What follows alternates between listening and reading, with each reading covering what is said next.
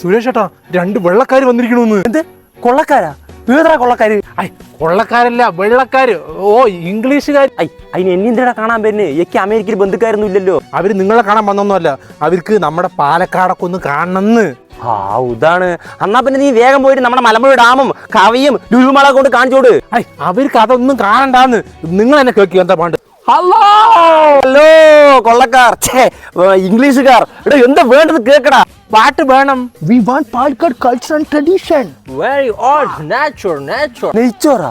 പെരുന്നാൾ കഴിഞ്ഞല്ലടപ്പ. നെയ്ച്ചോറൊന്നുമല്ല, ഇവർക്ക് നമ്മുടെ പാരമ്പര്യ സംസ്കാരവും പ്രകൃതിയൊക്കെ കാണണമെന്ന് പറയുന്നു. അതിനാണ് ഇങ്ങോട്ട് വരി ഇംഗ്ലീഷുകാർ. ഇതില്ലേ പാലക്കാട് രാജാവ് താമസിച്ച കൊട്ടാരം. Kota? What kota?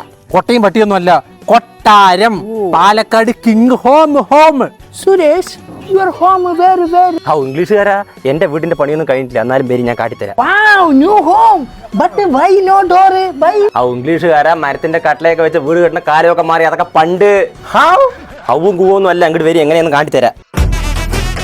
ഇംഗ്ലീഷുകാരാ, ഇതാണ് പാലക്കാട്ടിലെ ഹവായി സ്റ്റോർ. ഇവർക്ക് കേരളത്തിനകത്തും പുറത്തുമായിട്ട് 25-ലധികം ബ്രാഞ്ചുകൾ ഉണ്ട്. ഇവരിന്റെ തന്നെ ബ്രാൻഡുകളായ സ്റ്റാർക്ക്, ഹവായി ആൻഡ് FRP ഡോറുകളുടെ കണ്ടമാനം മോഡലുകൾ ഉണ്ട്.